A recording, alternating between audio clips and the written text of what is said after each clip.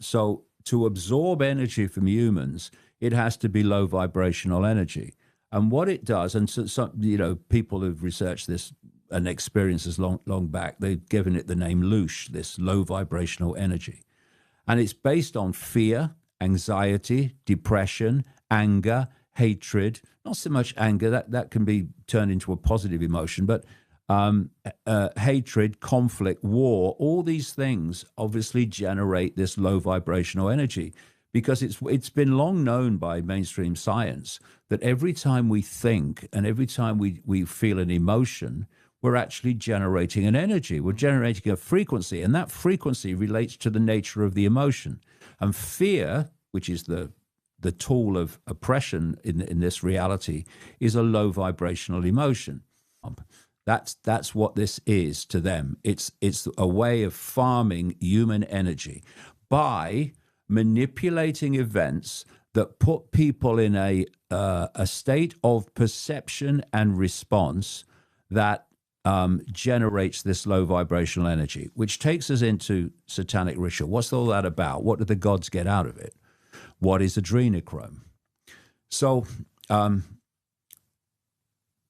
what they do, and what the ancients did, first of all, they were sacrificing young virgins to the gods. What's young virgins? A code for children.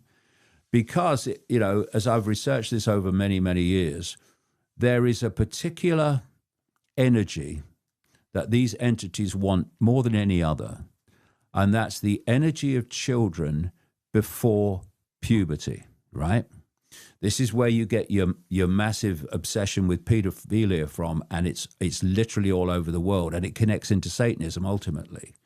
As this terror manifests itself, it enters the blood in the form of an adrenaline. This terror produces this adrenaline in the blood.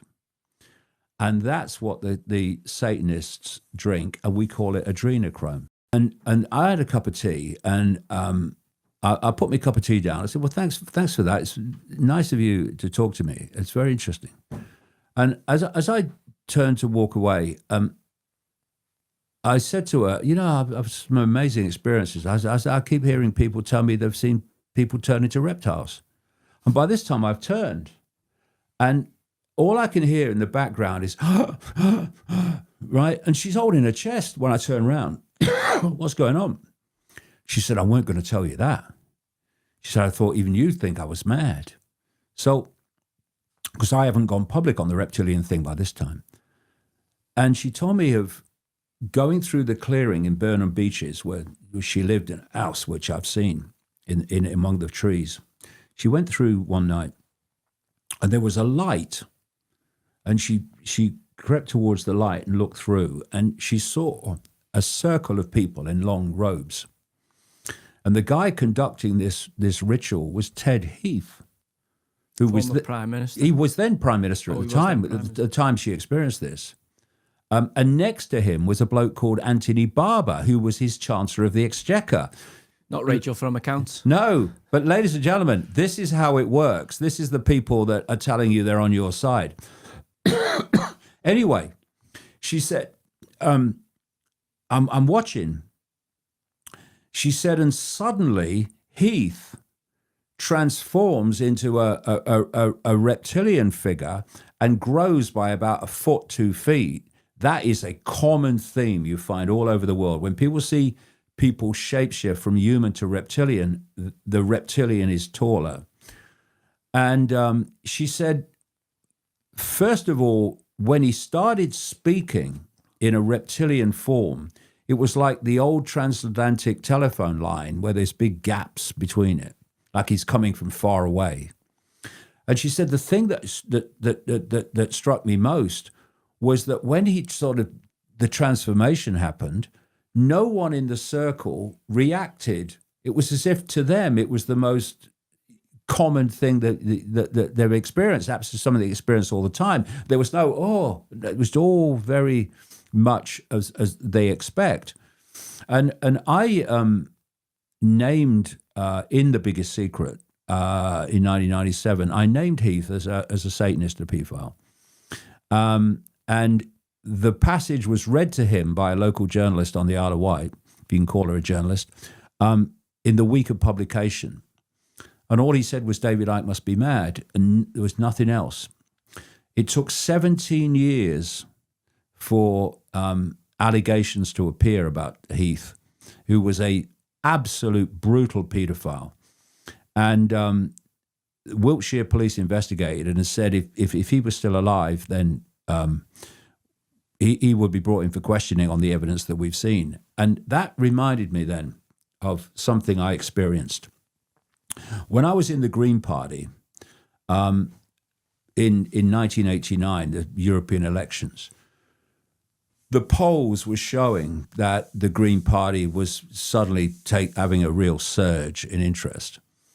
And I was invited onto Sky News, their live election program, to talk about the results as they came in. So I arrived at Sky News, and I got met by this lady in reception, and she took me through to this makeup room. And the door of the makeup room was open.